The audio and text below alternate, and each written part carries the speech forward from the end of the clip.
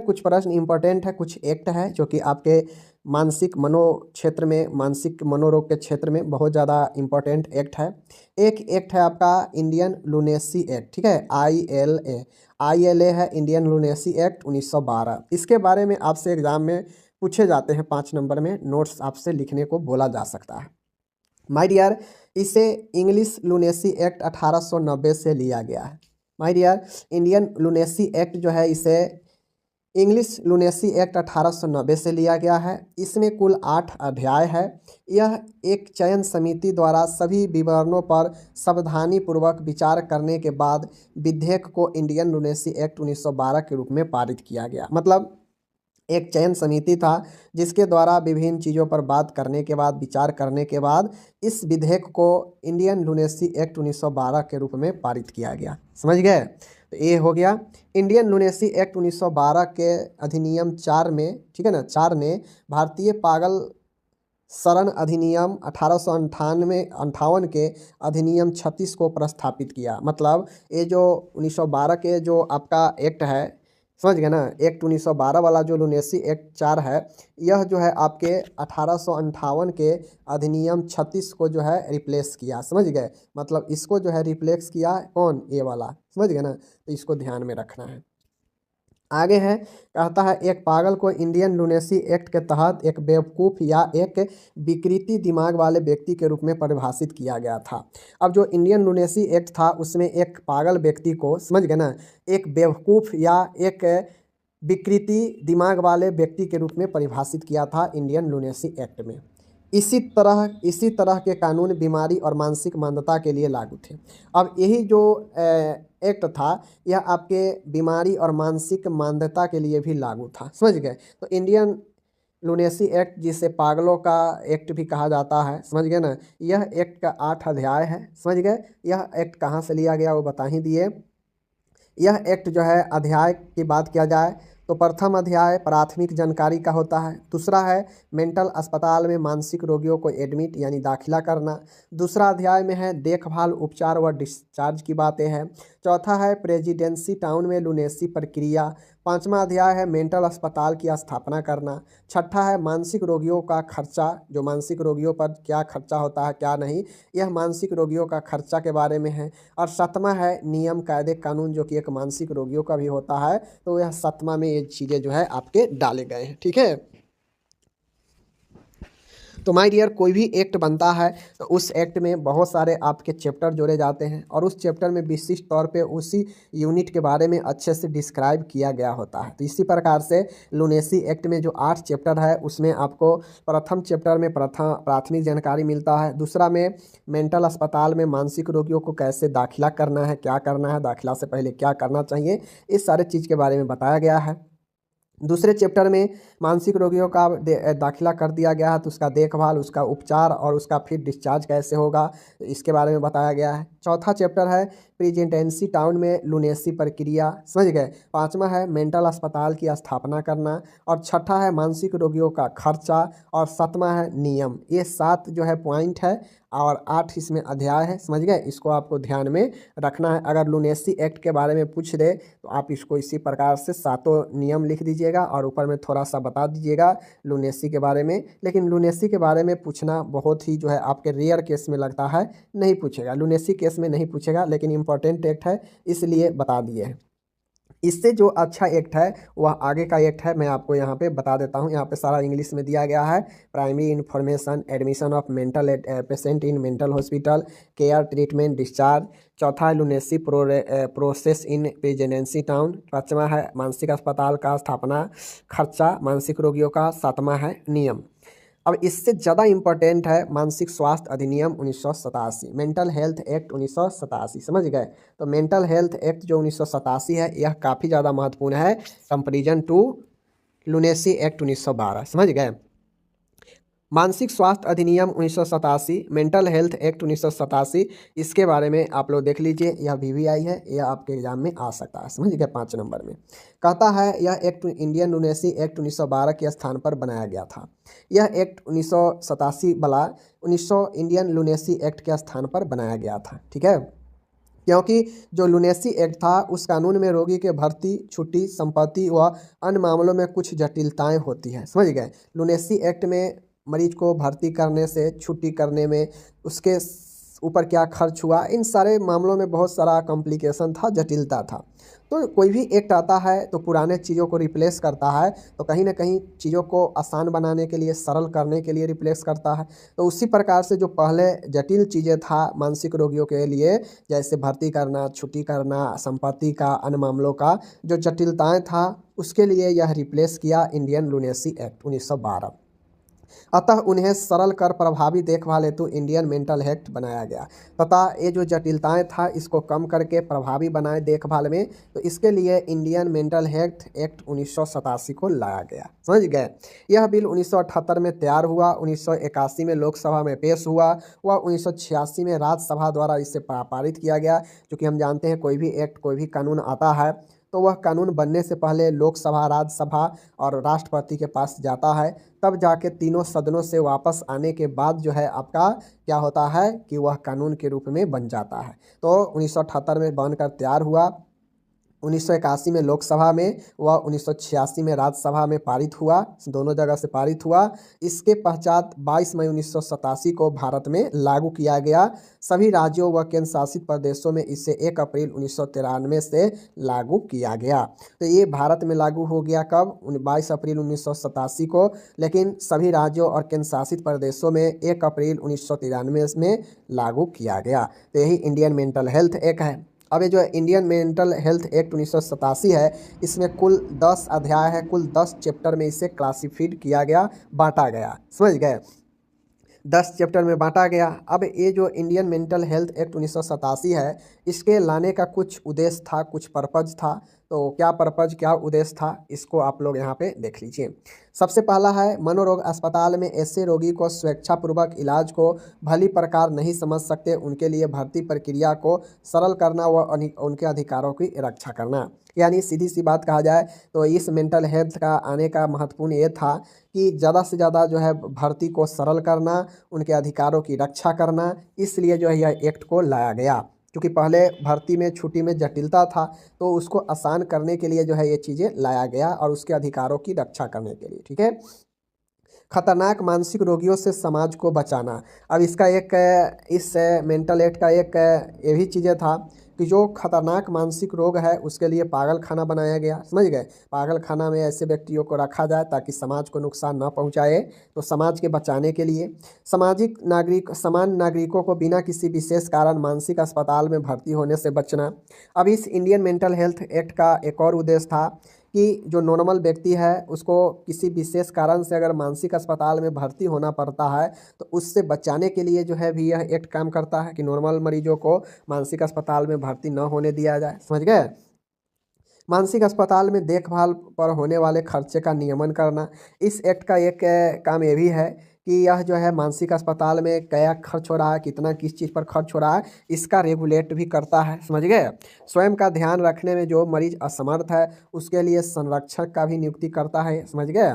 केंद्रीय व राज्य स्तर पर स्वास्थ्य सेवाएं प्रदान करने हेतु स्वायत्त संस्थानों की स्थापना करना, मतलब एनजीओ वगैरह की स्थापना करना, जो केंद्र व राज्य स्तर पर काम करता है मरीजों को देखभाल के लिए, समझ गए।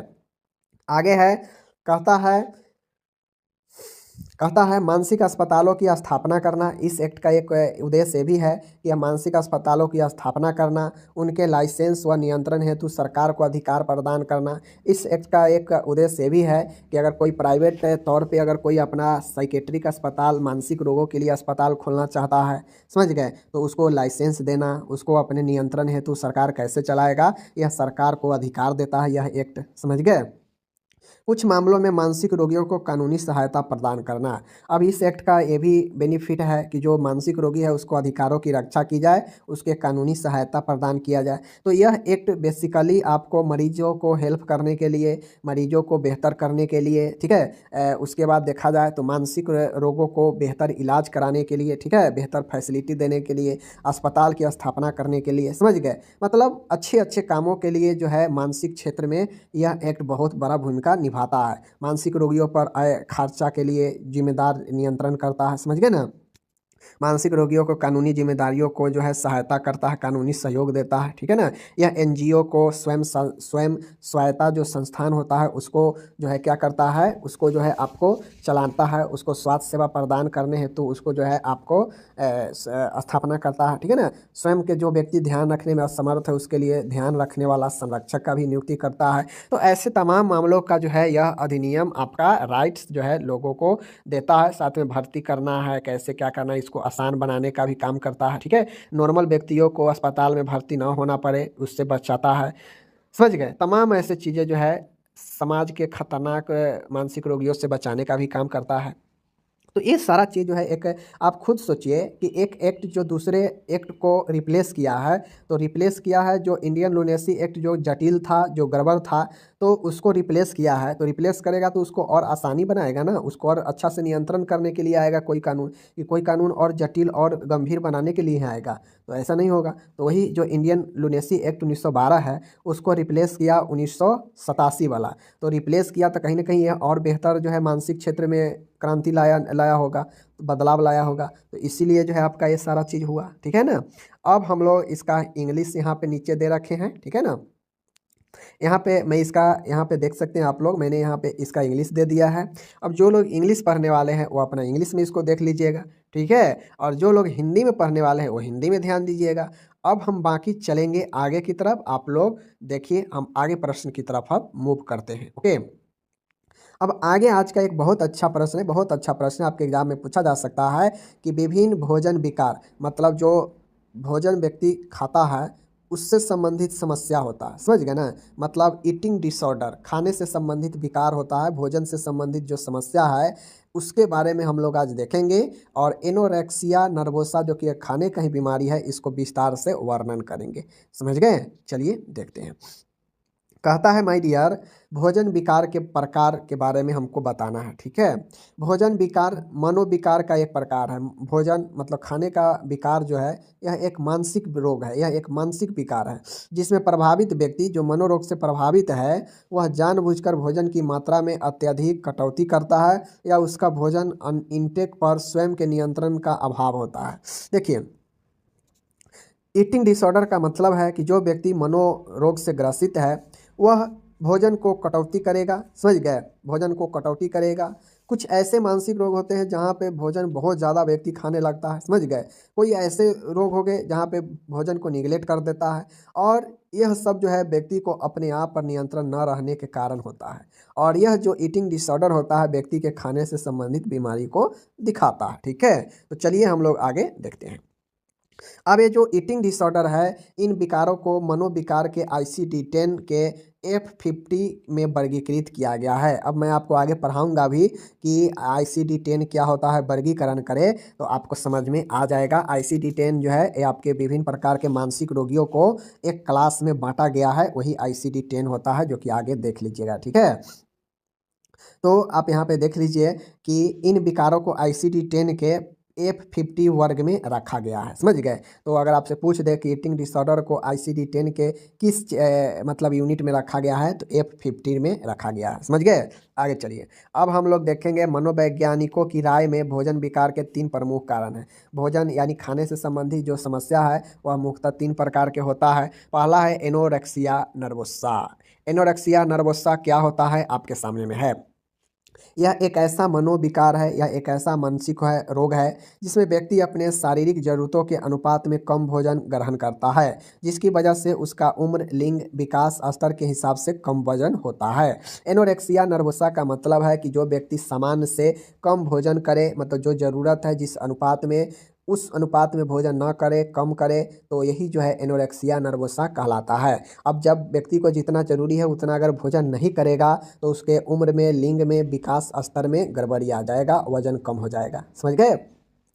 इस विकार का गंभीर संकेत है व्यक्ति का हमेशा वजन बढ़ने पर घबराना, व किसी बहाने से भोजन को निगलेक्ट करना, व अत्यधिक व्यायाम करना। अब मान गए व्यक्ति को ये समस्या है एनोरेक्सिया नर्वोसा, व्यक्ति भोजन जितना चाहिए बॉडी के लिए उतना नहीं कर रहा है, तो ऑटोमेटिक है उसका वजन कम होगा। लेकिन इस प्रकार के मरीज में होता यह है कि मान गए कि इस विकार का गंभीर संकेत है व्यक्ति हमेशा वजन बढ़ने पर घबराना। अब मान गए व्यक्ति का किसी न किसी कारण से अगर वजन थोड़ा सा बढ़ने लगेगा तो व्यक्ति का चूंकि वजन आदत है कम खाना, तो वजन कम है वहाँ पे, लेकिन मान गए थोड़ा सा भोजन वो अधिक करने लगा और उसका वजन बढ़ गया, तो घबराने लगेगा कि मेरा वजन क्यों बढ़ गया, और उसके लिए जो है भोजन को और कम कर देगा और अत्यधिक व्यायाम करने लगेगा। तो यही एनोरेक्सिया नर्वोसा होता है, जहाँ पे सामान्य से भोजन कम करता है, और अगर किसी कंडीशन में अगर वजन बढ़ने लगे तो वह अपने आप को बहुत ज़्यादा जो है क्या होता है, जाग जाता है और भोजन को निगलेक्ट करने लगेगा, अधिक व्यायाम करने लगेगा वजन कम करने के लिए, ठीक है, जबकि भोजन उसको वजन कम है भोजन न करने से ही, समझ गए ना। तो यही एनोरेक्सिया नर्वोसा होता है।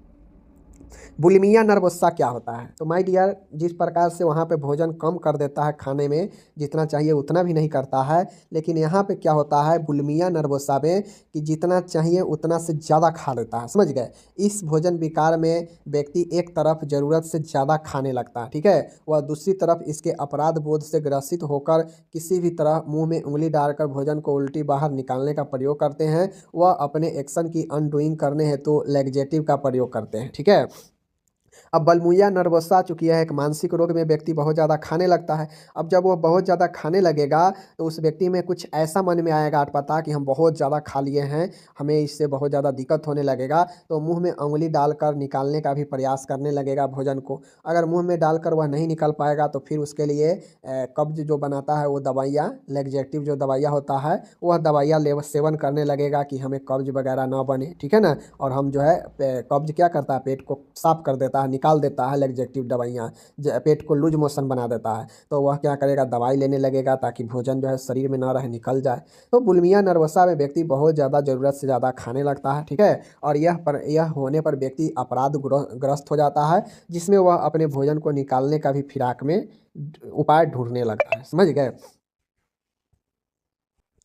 आगे है, कहता है binge eating disorder. Binge eating disorder यह तीसरा प्रकार है। इस मनोविकार में व्यक्ति को खाना खाने के दौरे पड़ते हैं, खाना देखकर वह अपने को नियंत्रित नहीं कर पाते हैं, वह अधिक खाने के नुकसान को समझ नहीं पाते हैं। और जो बिंग ईटिंग डिसऑर्डर है इसमें व्यक्ति खाना देखते ही टूट पड़ता है, व्यक्ति के अंदर दौरा पड़ने लगता है और सोचता है कि क्या ना खाऊं क्या ना खाऊं, इस खाना को कितना जल्दी जो है मुंह में ठूस लूँ, खा जाऊं। मतलब व्यक्ति खाना देख कर ही नियंत्रण नहीं कर पाता है और अधिक खाने के नुकसान को वह नहीं समझ पाता है कि अगर हम ऐसे करेंगे, बहुत ज़्यादा खाने लगेंगे तो हमारे अंदर क्या नुकसान आ जाएगा। तो बिंग ईटिंग डिसऑर्डर होता है कि व्यक्ति खाना को देख कर ही जो है दौरे पड़ने लगते हैं और खाना देखकर वह अपने आप को नियंत्रण नहीं कर पाते हैं और अधिक खाने को जो है समझ नहीं पाते हैं। यही तीसरा टाइप का आपके खाने से संबंधित समस्या है, समझ गए। आगे अब हम लोग को पता है कि हमें पूछा गया है कि एनोरेक्सिया नर्वोसा के बारे में विवरण विस्तृत से बताएं। तो चलिए, अगर आप एनोरेक्सिया नर्वोसा के बारे में एक समझ जाइएगा विस्तृत से, तो अगर आपसे बुलिमिया नर्वोसा के बारे में पूछेगा तो डिफिनीशन तो बता ही दिए और सब चीज़ लिख लीजिएगा। देखिए, एनोरेक्सिया नर्वोसा अभी ऊपर बताए हैं कि एनोरेक्सिया नर्वोसा एक ईटिंग डिसऑर्डर है, यानी खाने की बीमारी है, जिसमें व्यक्ति जानबूझकर कम भोजन करता है, ठीक है, जिसमें व्यक्ति जानबूझकर वह कम भोजन करता है। उसे ये लगता है कि हम काफ़ी ज़्यादा मोटे हो जाएंगे, दिक्कत हो जाएगा, वजन बढ़ गया है, तो वह व्यक्ति भोजन कम करने लगेगा, जिससे वह अस्वाभाविक रूप से पतले लगता है, जिससे वह व्यक्ति जो है अस्वाभाविक रूप से भी पतले लगने लगता है। जब भोजन कम कर देता है तो वह अधिक मात्रा में वजन व्यक्ति का घट जाता है, समझ गए। और यह वो सब जानबूझ के करता है, क्यों? क्योंकि उसका मानसिक संतुलन ठीक नहीं है। कारण क्या होता है? तो महिलाएं विशेषकर किशोर वर्ग में इस रोग की चपेट में अधिक आती है, क्योंकि वे सुंदरता व पूर्णता परफेक्शन के प्रति काफ़ी सचेत रहती है। अब ये जो कारण होता है एनोरेक्सिया नर्वोसा, जानबूझ के भोजन को निगलेक्ट करना, यह माय डियर आजकल देखते होइएगा, आजकल ये बहुत ज़्यादा होता है कि जो महिलाएं होती है उसमें ज़्यादा ये चीज़ होता है। लड़कियां आजकल देखते होइएगा, खासकर किशोर में 16, 17, 18, 19 साल के एज में लड़कियां सब दो एक रोटी खाएगी, कोई कोई तो जो है खाएगी भी नहीं, कुछ कुछ फास्ट फूड खा कर रह जाएगी। उससे ये लगता है कि हम ज़्यादा खाने खाने लगी तो मोटी हो जाऊंगी, फिर सही नहीं दिखूंगी, मेरी सुंदरता घट जाएगी, परफेक्शन में जो है कमी आ जाएगा। तो ऐसे ऐसे चीज़ों को सोचकर वह जो है खाने ही खाना कम कर देती है, या बहुत तो ऐसे करती है कि बिस्कुट खाए पर बिस्कुट चॉकलेट खा कर रहती है, डाइट पर चली जाती है, जबकि उसका बॉडी एकदम ठीक है, समझ गए ना। जबकि उसका बॉडी बिल्कुल ठीक है। ऐसा नहीं है कि वह मोटा है तो उसको कम करना है तो इसलिए वो जो है वो खाना को जानबूझ के छोड़ रही है। बॉडी बिल्कुल ठीक है लेकिन फिर भी वो अपने आप को इस मानसिकता के साथ भोजन को निगलेक्ट करेगी कि कहीं हम मोटे ना हो जाएं, कहीं हमारी सुंदरता ना घट जाए, परफेक्शन ना खराब हो जाए, तो इस करके जो है भोजन को ही निगलेक्ट करने लगती है। तो ये खासकर कारण बहुत ज़्यादा है आजकल। तो एक प्रकार से यह मेंटली प्रॉब्लम है। एनोरेक्सिया पीड़ित महिलाएं पतला होने में खुशी महसूस करती है। और जो इस प्रकार से एनोरेक्सिया के जो पीड़ित लड़की है, महिला है, वो अपने आप को काफ़ी खुशी महसूस तब करती है जब वो अपने आप को पतली दिखती है। और कहीं ना कहीं यह पतली देखना हद से ज़्यादा भी उसके मानसिक रोग का ही इंडिकेट होता है और उसे खुद पता भी नहीं रहता है। समझ गए ना। इसके कारण आनुवांशिक, मनोवैज्ञानिक व सामाजिक जो है व्यवसाय संबंधित हो सकते हैं। ठीक है। अब इसके कारण में आनुवांशिक भी हो सकता है, मानसिक भी हो सकता है, या सामाजिक एक दूसरे से देख के कि वो इतना पतला हम भी पतला, अच्छी देखूंगी, फिट देखूंगी। अरे भाई आप खुद ठीक हो, जब मोटे हो गए तब की बात है, तब आप नहीं खाना, भोजन कम करना, एक्सरसाइज करना। लेकिन अभी आप क्यों इस सोच के चल रहे हो कि हम हमारी ब्यूटी खत्म हो जाएगी, हमारी सुंदरता गड़बड़ हो जाएगी, हम फिट नहीं रहेंगे, मोटी हो जाऊंगी, ऐसा अभी क्यों सोच रहे हैं? अभी तो ठीक है ना। अभी ऐसा सोच रहे मतलब आपके मानसिक संतुलन ठीक नहीं है, आपका खाने से संबंधित समस्या है। तो ये जो है कारण होता है। ठीक है। कारण मैंने बता दिया इसी प्रकार से। और ये ज़्यादातर महिलाओं में ही होता है। किसी मेल को देखते हैं, वो कोई मेल खाना तभी नहीं खाता है जब वह काफ़ी ज़्यादा मोटा हो जाएगा, उसको प्रॉब्लम होने लगेगा, तब वो खाना कम करने लगेगा, डॉक्टर उसको बताएगा तो। लेकिन ऐसे तो जेंट्स देखिएगा पूरा एकदम चाँप के खाता है, उसको ये नहीं फर्क रहता है कि हम मोटे हो जाएंगे, क्या होंगे। समझ गए। बाकी एनोरेक्सिया नर्वोसा का लक्षण क्या होता है कि अधिक मात्रा में वजन घट जाएगा। एक होता है वजन घटना, एक होता है वजन अत्यधिक घटना। तो एनोरेक्सिया वाले व्यक्ति या बच्चे में बहुत ज़्यादा वजन घट जाता है, क्योंकि वह ऑटोमेटिक वजन उसका कम रहता ही है, लेकिन वह अपने आप को भोजन न करके वह और घटा लेता है। अब जब ऐसा होता है तो कमजोरी, थकान होगा, चक्कर आएगा, नींद ना आना, सूखी त्वचा होना, ऑस्टियोपोरोसिस होना, ठीक है, हड्डियों का कमजोर होना। और देखते होइएगा ऐसे ऐसे लड़कियों में, ऐसे ऐसे महिलाओं में अगर उसको चक्कर आएगा, नींद नहीं आएगा, थकान लगेगा, वजन सूखी सूखी सा चमड़ा लगेगा, स्किन लगेगा, तो कहेगी कि जा हम बहुत वीकनेस हो गए, हमारा सर दर्द कर रहा है, थकान हो गए। तो कहीं ना कहीं भाई इसका रीजन है कि आप पहले ही अपने आप को ऐसे कर ली हो। समझ गए ना। तो ये सारा चीज़ होता है। मासिक स्राव का अभाव, एमनोरिया, मतलब एक कारण बनता है कि उसका मासिक स्राव ही नहीं आएगा। दूसरे के सामने भोजन करने से मना कर देती है बहुत सारी लड़कियां, देखते होइएगा, ये भी कारण है। किसी बहाने से खाना नहीं खाना, खाना खाने का समय होगा तो कोई बहाना बना देगी।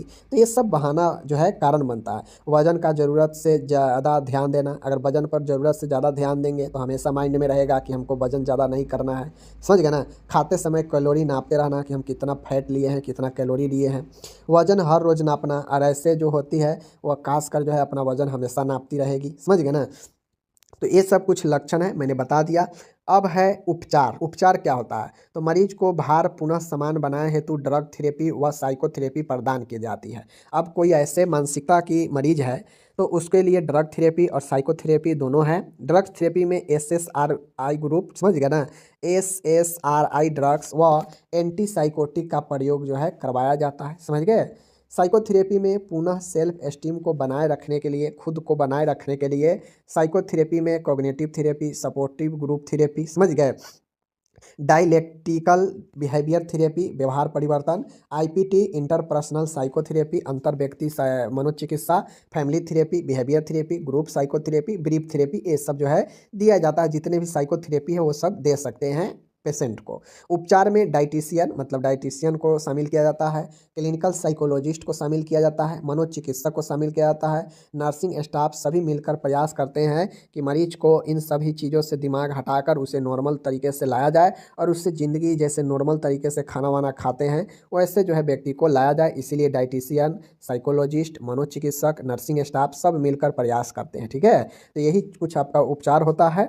बाकी यहाँ पे टोटल मैंने इंग्लिश दे रखा है, आप इंग्लिश में यहाँ से पढ़ सकते हो, कोई दिक्कत नहीं है। ठीक है। चल, अच्छा प्रश्न है, पूछा गया प्रश्न है कि मेंटल हेल्थ टीम के बारे में बताना है। क्या बताना है? मेंटल हेल्थ टीम के बारे में हमको बताना है। ओके। मेंटल हेल्थ टीम होता क्या है, इसका क्या काम है, कौन कौन से इस टीम में होते हैं, इन सब चीज़ों को बताना है। मानसिक स्वास्थ्य एक जटिल विषय है। मेंटल हेल्थ क्या है? एक कॉम्प्लिकेटेड सब्जेक्ट है, जटिल विषय है।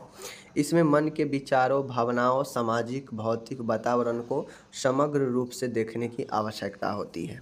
सबसे पहले मानसिक स्वास्थ्य टीम, मेंटल हेल्थ टीम। तो मेंटल हेल्थ एक ऐसी जटिल विषय है जिसमें मन के विचार, भावना, ठीक है, सामाजिक और भौतिक वातावरण को एक साथ एक रूप में देखने की आवश्यकता होती है, ठीक है।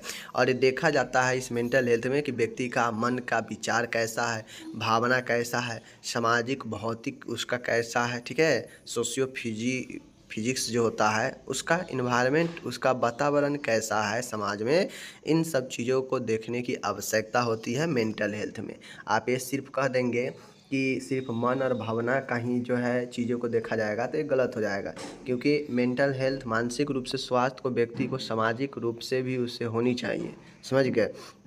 इसीलिए मानसिक स्वास्थ्य को एक जटिल माना गया है, ठीक है, ये हो गया। अब मेंटल हेल्थ टीम देखिए, मानसिक स्वास्थ्य टीम में वे सभी प्रोफेशनल सम्मिलित होते हैं जो मनोरोगी के रिकवरी हेतु मिलजुल कर प्रयास करते हैं। अब टीम का मतलब होता है क्या चीज़, ग्रुप, सदस्य, उसमें टीम में एक से ज़्यादा व्यक्ति होता है।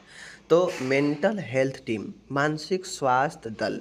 तो मानसिक स्वास्थ्य दल में वे सभी प्रोफेशनल होता है, ठीक है। प्रोफेशनल मतलब जो अपने अपने कामों में दक्षता हो, ठीक है, जिन अपने कामों में जिनको ट्रेनिंग प्राप्त हो, प्रशिक्षण प्राप्त हो, ठीक है, चाहे वो डिप्लोमा का ट्रेनिंग लिए हो या फिर डिग्रीधारी हो, वह ट्रेनिंग हो, उसी को प्रोफेशनल कहते हैं।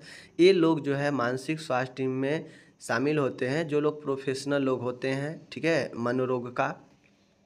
जो मनोरोगी की रिकवरी हेतु सब लोग मिलजुल कर कार्य करते हैं, प्रयास करते हैं।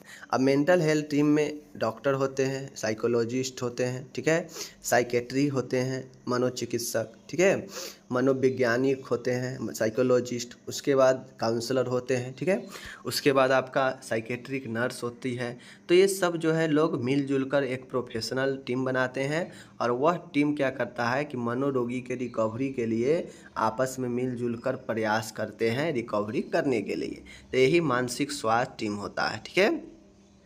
टीम सदस्य, टीम मेंबर। अब हम लोग देखेंगे टीम में कौन कौन से मेंबर होते हैं। मानसिक स्वास्थ्य पेशेवरों के अनुसार पेशेवरों के प्रकार व मनोरोगी के उपचार में उनकी भूमिका निम्न प्रकार होती है। अब जो टीम के सदस्य होते हैं उसमें मानसिक स्वास्थ्य पेशेवर के प्रकार व मनोरोगी के उपचार में उनकी भूमिका निम्न प्रकार होती है। कहने का मतलब है कि जो टीम में सदस्य होते हैं उनकी भूमिका और उनके रोगी के उपचार में जो भी भूमिका निभाने वाले पेशेवर लोग होते हैं जो इस टीम में होते हैं वह निम्न प्रकार है। मनोरोगियों के उपचार हेतु स्वास्थ्य देखभाल कार्यकर्ताओं की एक टीम द्वारा उपचार किया जाता है, ठीक है।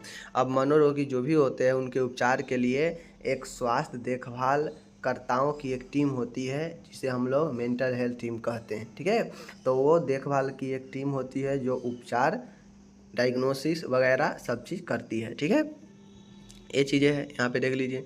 अब आता है इस टीम के निम्न सदस्य है। इस टीम के कौन कौन से सदस्य हैं, ठीक है। सबसे पहले महत्वपूर्ण होता है कि आपको सदस्य नाम में याद रखना चाहिए कि कौन कौन सा सदस्य होता है, ठीक है। मान गए कोई स्टूडेंट को मान गए कि साइकेट्रिस्ट क्या होता है नहीं पता है, ठीक है, मनो साइकोलॉजी क्या होता है नहीं पता है, सोशल वर्कर क्या होता है नहीं पता है। तो इन सब चीज़ों को अगर नहीं पता है तो आपको मैं बता दूं यहाँ पे काउंसलर क्या होता है नहीं पता है, तो अगर सिर्फ नाम भी याद है कि टीम में कौन कौन से सदस्य होते हैं तो 5 के जगह पर 3 नंबर 2.5 नंबर मिल जाएगा उनको, ठीक है, अगर वो इतना डिटेल से नहीं लिखेंगे भी।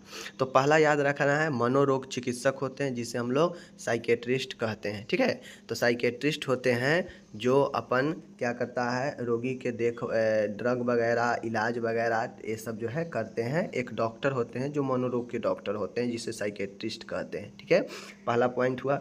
दूसरा होते हैं साइकोलॉजिस्ट होते हैं जो मनोवैज्ञानिक होते हैं, ठीक है, जो क्या करते हैं व्यवहार के बारे में, ठीक है, ज़्यादा जो है उनको नॉलेज रहता है क्योंकि वो साइकोलॉजी में ही जो है ऑनर्स मास्टर डिग्री उनको प्राप्त रहता है, डॉक्टरेट रहते हैं साइकोलॉजी में, ठीक है। क्लिनिकल साइकोलॉजिस्ट होता है, ये भी मनोवैज्ञानिक ही होते हैं, ठीक है, जो क्या करते हैं रोगी के डायग्नोसिस, क्लिनिकल मतलब डायग्नोसिस में जो है भूमिका निभाते हैं। काउंसलर होता है, एक काउंसलर का काम है कि रोगी को मतलब अन्य चीज़ों के बारे में बताना, ठीक है, क्या सही है क्या गलत बताना, उसको उचित मार्गदर्शन दिखाना, ठीक है, किसी चीज़ को निर्णय लेने में मदद करना, तो काउंसलर का यही काम होता है। काउंसलर होता है साइकेट्रिक सोशल वर्कर होता है। सोशल वर्कर का काम है कि समाज में जितने भी मनोरोग के प्रति, लोगों के प्रति, मनोरोग के प्रति गलत धारणा है उसको दूर करना, ठीक है। मनोरोग को जो है लोगों से संपर्क करना, जो मनोरोग से ग्रसित है उसको संपर्क करके ला के उसे जो है इलाज में मदद करना। तो ये इस प्रकार से सोशल वर्कर होता है। आगे मैं बताता हूँ, सब पढ़ाऊँगा डिटेल से। साइकेट्रिक नर्स होती है, ठीक है। अब इसमें जो है नर्स होती है, इसके अलावा आपको कुछ और भी जो है, यहाँ पे इंग्लिश है, इसके अलावा आपको कुछ और चीज़ें जो है इसमें टीम में शामिल होता है, नीचे दिया गया है इसके अलावा, ठीक है। इस 6 तो मैं आपको पर्सनल बता दिया। 7वां है, इसके अन्य सदस्य भी होते हैं, जैसे ऑक्यूपेशनल थेरेपिस्ट होते हैं, ईसीटी का जो ईसीटी लगता है, पढ़िएगा ईसीटी के बारे में, ईसीटी के टेक्नीशियन होते हैं, ठीक है। न्यूरोसाइकोलॉजिस्ट होते हैं, जो क्या करते हैं, तंत्रिका तंत्र से संबंधित होते हैं और वो देखते हैं। कम्युनिटी मेंटल हेल्थ केयर, समुदाय में मानसिक रोगों को देखभाल करने वाला होता है, ठीक है। तो ये सारे चीज़ जो है आपके इतने जो है आपके इसमें क्या होते हैं, टीम में लोग होते हैं। इस टीम को याद रखना है आपको, ओके। चलिए, मेंटल हेल्थ में कौन कौन से जो है लोग होते हैं, सदस्य होते हैं, उनके बारे में हम लोग डिटेल से अब चर्चा करते हैं, ठीक है। पहला है मनोरोग चिकित्सक। मनोरोग चिकित्सक कहने का मतलब है साइकेट्रिस्ट इंग्लिश में। मनोरोग चिकित्सक मानसिक रोगों की पहचान करता है, डायग्नोसिस और उपचार में विशेषज्ञ होते हैं। जो डॉक्टर होते हैं, आपको पता है जिस भी क्षेत्र का डॉक्टर हो वह अपने क्षेत्र में जो है क्या होते हैं, स्पेशलिस्ट होते हैं उसके डायग्नोसिस और उपचार के लिए। तो उसी प्रकार से जो साइकेट्रिस्ट होते हैं वह मनोरोग के लिए, मानसिक रोगों के लिए जो है स्पेशल होते हैं, वह डायग्नोसिस कर सकते हैं और उपचार में विशेषज्ञ होते हैं, ओके। ये मनोरोग के उपचार में सघन मतलब सघन ट्रेनिंग प्राप्त होते हैं। ये मरीजों के उपचार हेतु ड्रग थेरेपी, साइकोथेरेपी का प्रयोग करते हैं, ठीक है।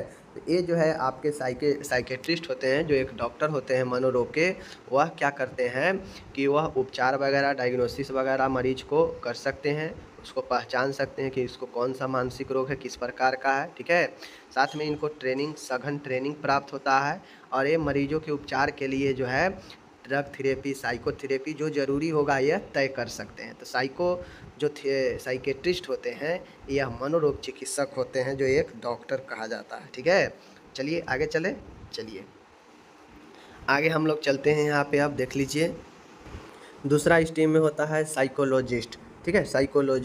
साइकोलॉजिस्ट के पास मनोविज्ञान विषय में डिग्री यानी एमए, मास्टर डिग्री प्राप्त होते हैं और वे ह्यूमन बिहेवियर के विशेषज्ञ होते हैं। देखिए, साइकेट्री अलग होता है, साइकेट्री एक डॉक्टर होता है, लेकिन जो साइकोलॉजिस्ट होते हैं, जो एमए होते हैं, जो डिग्री लिए रहते हैं, मास्टर डिग्री या पीएचडी, वह एक प्रोफेशनल से डिग्रीधारी डॉक्टर तो नहीं होते हैं, बट वह मनोरोग के बारे में अच्छे से समझते हैं, ठीक है। इसीलिए उन्हें साइकोलॉजिस्ट कहा जाता है। वह मन के बारे में, व्यवहार के बारे में ज़्यादा उनको समझ रहता है, क्योंकि उनको मनोविज्ञान में ही एमए प्राप्त होता है। तो कहीं ना कहीं उनको व्यवहार के बारे में, मन के बारे में ज़्यादा ज्ञान होगा, तो वो साइकोलॉजिस्ट होते हैं, ठीक है।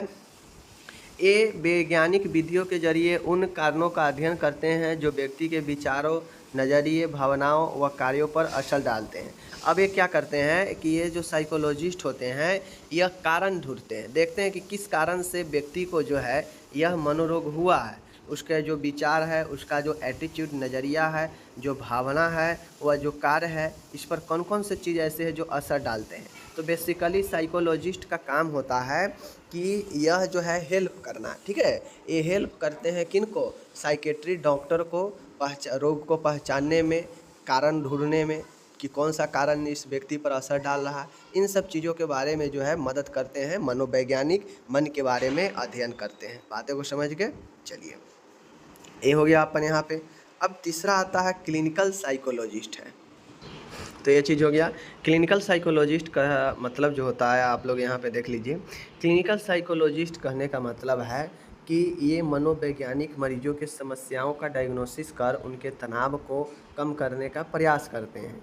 ठीक है। ये उन कारणों का भी पता लगाते हैं जिनकी वजह से व्यवहार में एबनॉर्मेलिटी उत्पन्न हुई है। देखिए, बेसिकली जो क्लिनिकल साइकोलॉजिस्ट होते हैं, यह डायग्नोस्टिक वगैरह करने में ज़्यादा रुचि रखते हैं। ठीक है, तो ये भी एक मनोवैज्ञानिक ही होता है।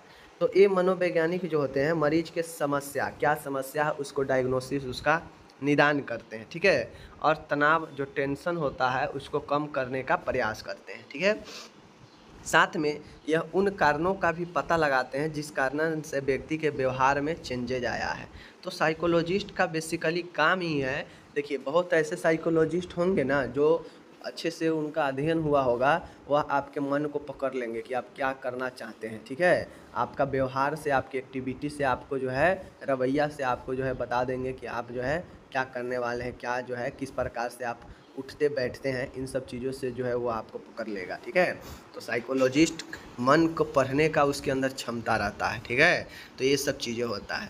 अब चौथा जो होता है काउंसलर। अब जो क्लिनिकल साइकोलॉजिस्ट है तो उसका काम ज़्यादातर जो है बीमारी को पता लगाने में, बीमारी को निदान करने में, ठीक है, रोगियों को तनाव कम करने में, इन सब चीज़ों में उनका मदद होता है। क्योंकि वो भी एक साइकोलॉजिस्ट ही होते हैं, वो भी, उनको भी अच्छी तरह से पता है कि साइकोलॉजी में कैसे मन को जो है किन किन समस्याओं से जो है हो सकता है प्रॉब्लम, उन सब चीज़ों को वो पता करते हैं, फाइंड आउट करते हैं। अब आता है काउंसलर परामर्शदाता।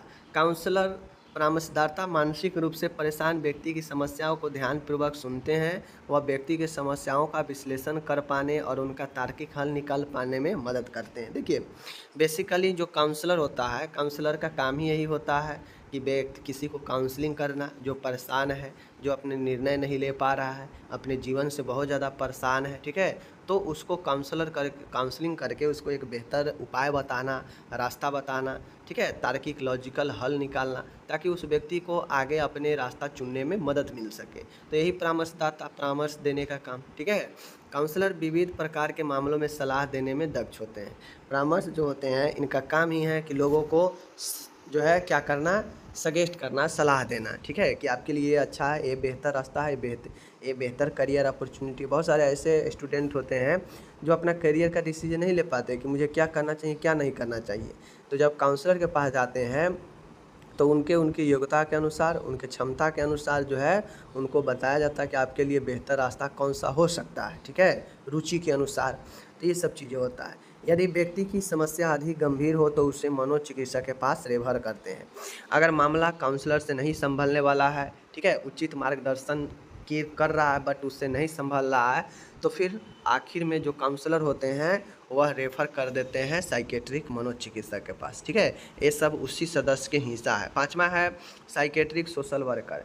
साइकेट्रिक सोशल वर्कर कहने का मतलब है कि यह मनोसामाजिक कार्यकर्ता होते हैं। ठीक है, वे मानसिक स्वास्थ्य प्रोफेशनल है जो मानसिक रूप से बीमार मरीजों के जीवन व समाज से जुड़े अनेक मुद्दों के हल में मदद के लिए प्रशिक्षित होते हैं। इनके कार्य हैं। अब जो साइकेट्रिक सोशल वर्कर होते हैं, बेसिकली इनका काम होता है समाज में वैसे लोग, जो लोग मेंटली प्रॉब्लम में है, ठीक है, जो तनाव में रहते हैं, किसी न किसी समस्या के लिए परेशान है, वो अपना, उनको ज़िंदगी में आगे रास्ता नहीं जूझ रहा है, वह मेंटली रूप से ग्रसित हो चुके हैं। तो वैसे लोगों को पहचान करके चिकित्सक तक लाना, ठीक है, और उनको ट्रीटमेंट में मदद करना। तो बेसिकली साइकेट्रिक सोशल जो वर्कर होते हैं, ये भी एक प्रोफेशनल होते हैं। ये भी जो है सोशियोलॉजी में जो है डिग्री प्राप्त होता है, डिप्लोमा होता है। ठीक है, ये सब ध्यान दीजिएगा। अब इनके जो कार्य होते हैं, इनके कार्य भी अलग अलग हो सकते हैं। जैसे मरीज के भावनात्मक, सामाजिक, मानसिक स्वास्थ्य ज़रूरतों का आकलन करना। अब ये जो होते हैं, इनका काम है कि मरीज के भावना को, ठीक है, भावनात्मक, सामाजिक, मानसिक स्वास्थ्य में जो ज़रूरतें हैं उसका आकलन करना। ठीक है, मरीज के परिजनों को शिक्षित करना व उन्हें मरीज के ट्रीटमेंट प्लान के समझने में मदद करना। सोशल वर्कर का काम ही यही है कि समाज में परिवार तक जाकर लोगों से मिलना। तो जो लोग अगर मेंटली इल है, मानसिक रूप से बीमार है, तो वैसे लोगों को, परिजनों को शिक्षित करना, उन्हें ट्रीटमेंट प्लान में समझने में मदद करना। ठीक है, इनका यही काम है, लोगों से कनेक्ट करना। ठीक है, समाज में व्यक्ति समूह व परिवार थेरेपी सेशन का संचालन करना। इनका काम है कि व्यक्तिगत, समूह में या परिवार में थेरेपी सेशन का संचालन करना है। ओके, इनका आगे का काम है कि मरीजों के ठीक होने पर पुनः समाज में रिहैबिलिटेशन के प्रयास करना। जो मरीज मानसिक रूप से ग्रस्त थे वो ट्रीटमेंट के बाद ठीक हो चुके हैं, तो उनको पुनः अपने जीवन यापन में पुनर्स्थापना करने के लिए रिहैबिलिटेशन करने का प्रयास करते हैं यह सोशल वर्कर। ठीक है, तो इस टीम में एक सोशल वर्कर होते हैं और एक महत्वपूर्ण जो होता है वो साइकेट्रिक नर्स होती है। ठीक है, साइकेट्रिक नर्स वह मानसिक स्वास्थ्य टीम का सदस्य है जो मेंटली इल रोगियों को असेसमेंट और ट्रीटमेंट में साइकेट्रिस्ट की मदद करती है। ठीक है, देखिए नर्स का बेसिकली काम क्या होता है। अब चूँकि यहाँ पे साइकेट्रिक का बात हो रहा है, मनोरोगी का बात हो रहा है, तो मनोरोगी का जो है यह मेंटल जो मनोरोगी होते हैं उनका आकलन करना, उनके ट्रीटमेंट में जो मनोचिकित्सक होते हैं साइकेट्रिस्ट उनको मदद करना। नर्स का ही काम न होता है कि डॉक्टर को भी मदद करती है ट्रीटमेंट में। ठीक है, वह मरीजों की देखभाल के अलावा उनके लिए शिक्षक, काउंसलर व थेरेपिस्ट की भूमिका निभाती है। अब जो साइकेट्रिक नर्स होती है वह मरीजों को देखभाल के अलावा उनको शिक्षक, काउंसलर और थेरेपिस्ट का भी भूमिका निभाती है एज ए नर्स। ठीक है, तो ये साइकेट्रिक नर्स है। नर्स का जो काम है वही होगा एक मेंटल इल पेशेंट के लिए। तो मैंने यहाँ पे टोटल 6 बता दिया, आपको याद रखना है। नीचे मैंने आपको 7 भी बताया था, 7 में भी अलग अलग बताया था। चलिए उसको एक बार और मैं रिपीट कर देता हूँ। ठीक है, देख लीजिए। 7वां है कि कुछ और मानसिक स्वास्थ्य टीम में कुछ अन्य सदस्य भी है, जैसे ऑक्यूपेशनल थेरेपिस्ट होते हैं जो विभिन्न प्रकार के थेरेपी देते हैं। ठीक है, अलग अलग थेरेपी देते हैं। ईसीटी टेक्नीशियन होते हैं, अगर ईसीटी का जरूरी पड़ा तो ईसीटी देने वाला टेक्नीशियन होता है। न्यूरोसाइकोलॉजिस्ट होते हैं जो एक न्यूरोलॉजी के डॉक्टर होते हैं। कम्युनिटी मेंटल हेल्थ केयर होते हैं। ठीक है, तो ये सब जो है कुछ अन्य सदस्य होता है जो कि एक महत्वपूर्ण सदस्य है। ठीक है, तो ये चीज़ों को ध्यान में आपको रखकर ये 7 लिख देना है। ओके, अब बात यहाँ पे आता है माय डियर, देख लीजिए क्वेश्चन यहाँ पे। अब यहाँ पे आता है बात कि मानसिक रोगी के अधिकारों पर संक्षिप्त में टिप्पणी दें, यानी मेंटल इल पेशेंट का क्या राइट होता है। देखिए सभी व्यक्ति का, जैसे अपना इंडिया है, इंडिया में हम सब लोग को जो है अपना राइट्स मिला है, अधिकार मिला है। इसी अधिकार के उपयोग करके जो है हम सरकार के खिलाफ़ में भी जो है कोर्ट में जा सकते हैं। ठीक है, इसी अधिकार के खिलाफ़ में जो है अगर कोई हम पे बर्बरतापूर्ण जुल्म करे तो उसके खिलाफ़ में भी हम जा सकते हैं। ठीक है, तो कुछ ऐसे अधिकार हैं जो सभी व्यक्ति को मिले गए हैं और वो अधिकार का अगर उस किसी व्यक्ति को हनन होता है तो वह कोर्ट में जाएगा, कंप्लेन करेगा, तो जो व्यक्ति उसके ऊपर जो जुल्म कर रहा है, उसके अधिकारों को दबा रहा है, उसके ऊपर एक्शन होगा। ठीक है, तो यही अधिकार मेंटली इल पेशेंट को भी मिला है कि भाई ठीक है वो तो मानसिक रूप से पीड़ित है, बट मानसिक रूप से पीड़ित है तो ऐसा नहीं है कि आप उसके हक को मार देंगे, आप उसके अधिकार को ख़त्म कर देंगे, नहीं ऐसा नहीं है। तो उसके लिए भी अधिकार है। तो चलिए उसके अधिकारों को हम जानते हैं क्या क्या अधिकार होता है। मानसिक रोग से ग्रसित व्यक्ति को वे सभी मानवीय अधिकार प्राप्त है जो कि एक समान व्यक्ति को होते हैं। अब एक बात ध्यान दे लीजिए, आपको ये मन में होता होगा कि हम एक समान व्यक्ति है तो हमको जो अधिकार है वह अन्य किसी व्यक्ति को नहीं है। ऐसा नहीं है। अगर कोई एक मानसिक रोग से पीड़ित व्यक्ति है तो उसको भी उतना ही अधिकार है जितना एक समान व्यक्ति को है। अब मानिए उसको बीमारी हो चुका है, मानसिक रूप से वह ग्रसित है, तब तो वो ऐसा है, नहीं तो वो तो ये भी एक नॉर्मल इंसान की तरह ही है। तो जो अधिकार है, ऐसा नहीं है कि उसको बीमारी हो गया तो उसको अधिकार छीन लिया जाएगा, जो भी उसका जो है उसको दमन किया जाएगा, प्रताड़ित किया जाएगा, ऐसा तो है नहीं। ठीक है, तो मानसिक रोग से ग्रसित व्यक्ति को भी वे सारे ह्यूमन राइट्स प्राप्त है जो कि एक समान व्यक्ति को होते हैं। ठीक है, बात समझ गए। अब ये जो ह्यूमन राइट्स, ये जो मानवीय अधिकार है, कौन कौन से अधिकार है भाई, जो उसको भी प्राप्त है और एक नॉर्मल व्यक्ति को भी प्राप्त है, देख लीजिए। सबसे पहले आपको ये चीज़ समझना पड़ेगा कि एक मानसिक रोगी को एक समान व्यक्ति की तरह सम्मान का अधिकार है। ठीक है, न्याय का अधिकार है, समानता का अधिकार है, इन सारे चीज़ का अधिकार है। ठीक है, यानी समानता का अधिकार, न्याय का अधिकार, ये सब चीज़ जो है उसको भी प्राप्त है और एक नॉर्मल व्यक्ति को भी है। ठीक है, स्वयं की वस्तुएं, घर, भोजन के उपभोग का अधिकार है। एक मेंटल इल पेशेंट को भी ये अधिकार है कि वो अपने वस्तुओं पर उसका अधिकार हो, उसके वस्तु को कोई और दूसरा ना जो है हड़प ले। ठीक है ना, तो उसके स्वयं की वस्तु, उसके घर, उसके भोजन का उसका अधिकार हो। किसी ऐसा नहीं है कि वो मानसिक रूप से पीड़ित हो गया है तो उसके घर को, उसके वस्तु को, सामान को, उसके भोजन पर किसी दूसरे का अधिकार हो जाएगा, ये बातें नहीं है। ठीक है, शिक्षा का अधिकार, एक पढ़ने का सबको अधिकार है, चाहे वो कोई भी व्यक्ति हो, मेंटल इल हो, उसको भी यही अधिकार है। ठीक है, स्वास्थ्य सेवा प्राप्त करने का अधिकार। अब ऐसा थोड़ी ना है कि मेंटली इल है तो आप उसको जो है बीमारी छोड़ दीजिएगा, उसको कोई ट्रीटमेंट नहीं कराइएगा। यह सरकार का भी कर्तव्य है और एक आम लोग का भी कर्तव्य है कि उसके स्वास्थ्य सेवा प्राप्त करने का अधिकार होनी चाहिए, हर है भी।